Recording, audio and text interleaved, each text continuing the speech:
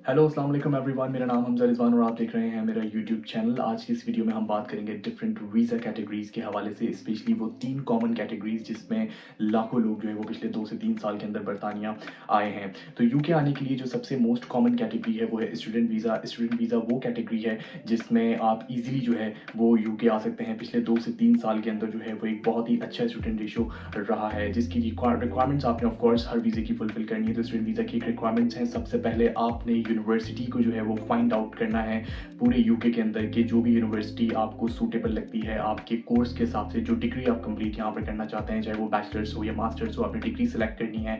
फिर उसके बाद आपने यूनिवर्सिटी को फाइंड आउट करना है। यूनिवर्सिटी को फाइंड आउट करने के बाद आपने एक सर्टेन अमाउंट जो भी हो सकती है वो 20% 30% जो आपने फ़ी है वो आपने पे करनी है, जो कि एडमिशन फ़ी होगी आपकी।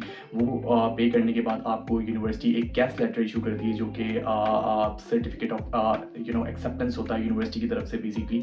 तो वो जब आपको कैश लेटर इशू हो जाता है, उस बिहाफ पर आप वीज़ा अप्लाई करते हैं और आपका वीज़ा लग जाता है।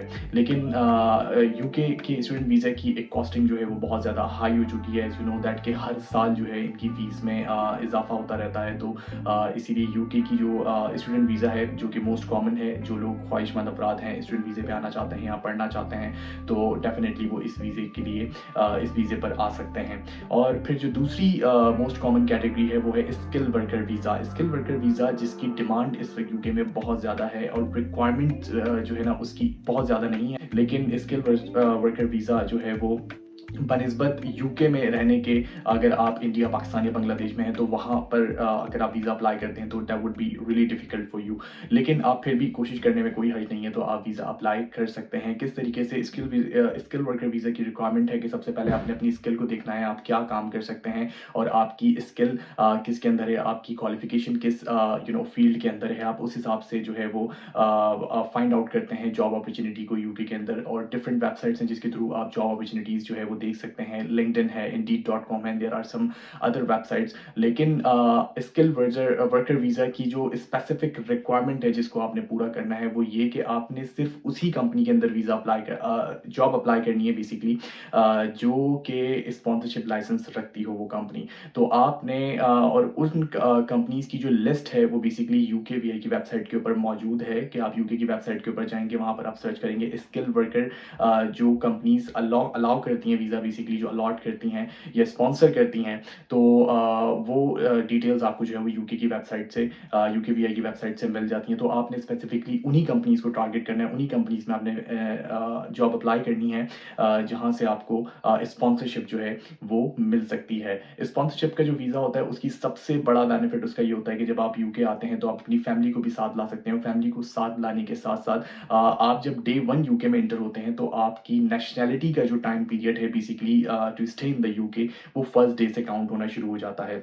जबकि स्टूडेंट वीज़ा का एक जो डिसएडवांटेज है वो ये है कि पढ़ाई कंप्लीट करने के बाद अनटिल और अनलेस जब तक आप किसी सेटलमेंट रूट के ऊपर नहीं आते, तब तक आपके जो सेटलमेंट की काउंटिंग है वो स्टार्ट नहीं होती है डेज़ की।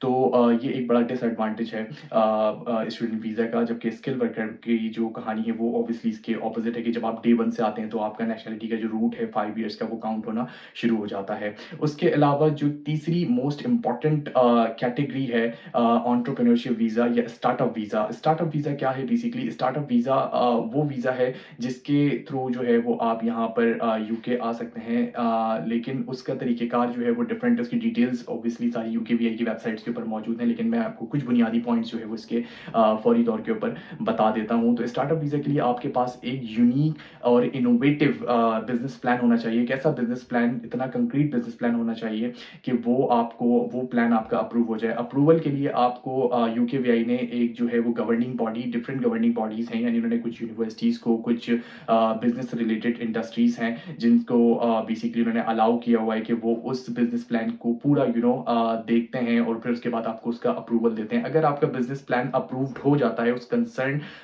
गवर्निंग बॉडी की तरफ से या उस कंसर्न अथॉरिटी की तरफ से, तो उसके बाद आपका वीज़ा जो है वो डेफ़िनिटली लग सकता है। और फिर स्टार्टअप वीज़ा आपको शुरू में मिलता है 2 से ढाई साल का, फिर उसके बाद उस वीज़े को आपने एक्सटेंड करना होता है। उसकी एक्सटेंशन के लिए आपने एंटरप्रेन्योरशिप वीज़े के ऊपर जाना होता है। जब आप 5 साल इस तरीके से पूरे कर लेते हैं तो फिर आप रेज़िडेंसी के लिए जो है वो एलिजिबल हो जाते हैं, यूके की नेशनैलिटी के लिए जो है वो आप एलिजिबल हो जाते हैं, पीआर आपको मिल जाती है। So these are the most common visa categories which you need to check on the UKVI website as well. इस हवाले से अगर आप लोगों के पास और भी सवालात हों तो आप बिल्कुल मुझे कमेंट सेक्शन के अंदर बता सकते हैं, और नेक्स्ट वीडियो में मैं आपके साथ और मज़ीद इन्फॉर्मेशन जो है वो इस हवाले से लेकर आऊँगा कि आप यूके किस तरह आ सकते हैं, यहाँ के बेनिफिट्स क्या हैं और फर्दर अपॉर्चुनिटीज़ यहाँ पर क्या अवेलेबल हैं। वीडियो देखने का बहुत बहुत शुक्रिया, और अगर आपको वीडियो पसंद आई हो तो इसे लाइक शेयर और सब्सक्राइब करना ना भूलें। तब तक के लिए हमजा रिजवान को इजाज़त दीजिए। अल्लाह हाफ़िज़।